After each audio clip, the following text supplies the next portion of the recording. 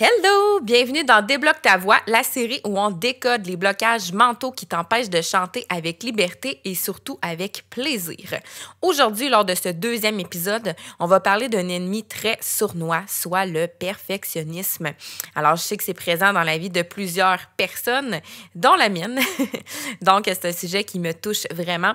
Alors, tu sais, ces petites voix-là là, qui te dit toujours « c'est pas assez bon, recommence » ou « si c'est pas parfait, ça vaut rien ». Alors, c'est de ça on va parler aujourd'hui et je vais te donner quelques astuces pour t'aider à sortir de ça le plus possible et que tu retrouves du plaisir à chanter.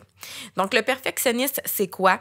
Ben, c'est cette obsession-là de vouloir tout faire parfaitement au point de ne plus rien oser. Donc, tu veux que ta note soit impeccable, que ta voix soit stable, que tout sonne comme un pro. Puis quand c'est pas le cas, ben, tu t'énerves, tu bloques ou même tu décides d'abandonner carrément. Le problème, là, c'est pas d'avoir de l'ambition. En fait, c'est de croire que si c'est pas parfait, c'est un échec. Pourquoi c'est un frein énorme, le perfectionnisme? Ben, c'est parce que ça va te voler, entre autres, deux choses qui sont super précieuses.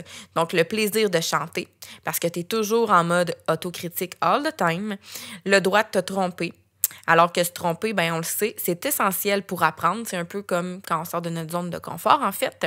Et le résultat, ben, c'est que tu n'oses pas chanter devant les autres. Tu recommences tes enregistrements jusqu'à 25 fois et tu publies jamais de vidéo, finalement, de toi en train de chanter. Puis pendant ce temps-là, ben, ta voix reste enfermée puis les autres ne peuvent pas profiter de ton talent. Qu'est-ce qu'on peut faire pour sortir de ce perfectionniste-là? En fait, ben, c'est exercice numéro 1, c'est de viser le progressivement meilleur, pas le parfait, donc pas le perfectionniste.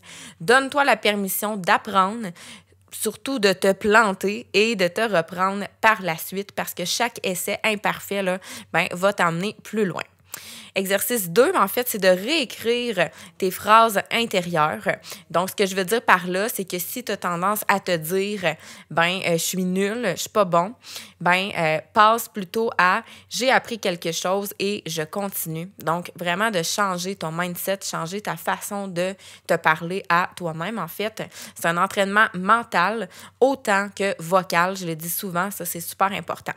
Et exercice numéro 3, ben fais-toi des mini-défis pas parfait. Là, je viens de mettre les guillemets.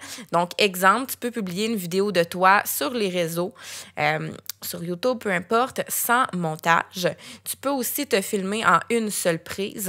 Moi, c'est souvent ça que je fais, même pour mes vidéos comme ça, YouTube. Donc, donne-toi le droit, finalement, de te tromper et ben, de continuer par la suite, tout simplement. Ça ne sera pas la fin du monde. Finalement, ta voix mérite d'exister, même quand elle tremble un peu. Le but, c'est pas la perfection, c'est l'expression. Puis c'est là que ta voix va devenir puissante.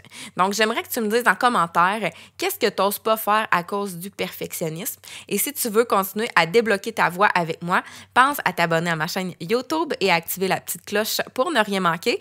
Et on se dit à très bientôt pour l'épisode numéro 3 de Débloque ta voix. Bye!